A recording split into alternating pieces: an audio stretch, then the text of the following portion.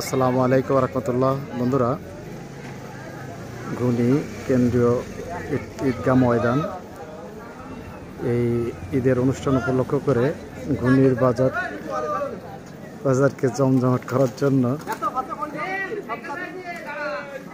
সাজানো হয়েছে। আমি আপনাদের একটু দেখানোর চেষ্টা করছি।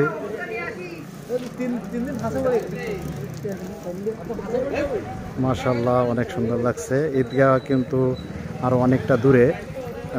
এখান থেকে যেখান থেকে শুরু করছে বাজারের ভিতরে সেখান থেকে যাচ্ছি, আপনাদের দেখানোর চেষ্টা করছি। সম্মানিত ভিউয়ার্স, অনেক সুন্দর লাইটিং সৌন্দর্যে সজ্জিত করা হয়েছে। শুধু আপনার বাজারে না, বাজারের অপর প্রান্তে আমাদের যে স্কুলের, এই যে দেখতেছেন, এটা হচ্ছে স্কুলের ওয়ালের সাইড। আর এই পাশে দেখেন, এটা হচ্ছে আমাদের ঈদগাহ ময়দান। তাই এটা হচ্ছে ঈদগাহ ময়দানের ঢোকার প্রবেশ পথ। অপোজিটে আর একটা প্রবেশ পথ আছে। ওই যে অপোজিটে যে লাইটিংটা দেখছেন, তার ওখান থেকে আরেকটা প্রবেশ পথ আছে। আর সামনে আরও অনেক সুন্দর করে সাজানো হয়েছে। চমকালো সুন্দর করে সাজিয়েছে।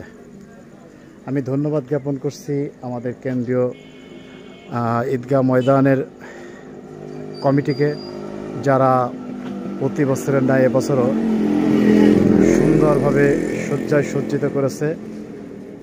আলহামদুলিল্লাহ, অনেক সুন্দর। ঠিক অপোজিটে দেখেন আরও একটা গেট করেছে, লাইটিংয়ের মাধ্যমে আর কি গেটটা পরিস্ফুটিত হয়েছে।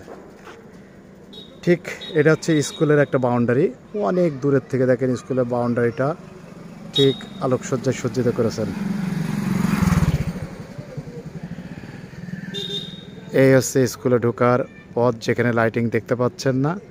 আবার অপোজিটে যেটা পাচ্ছেন সেটা হচ্ছে স্কুলের উপর একটা লাইটিং। তা সকল বন্ধুরা, আপনাদের সকলের আমন্ত্রণ রইল।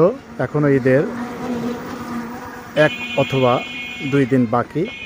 যদি 30শে রমজান হয় তাহলে 2 দিন, আর যদি 29শে রমজান হয় তাহলে হয়তো বা আগামীকালই বাকি।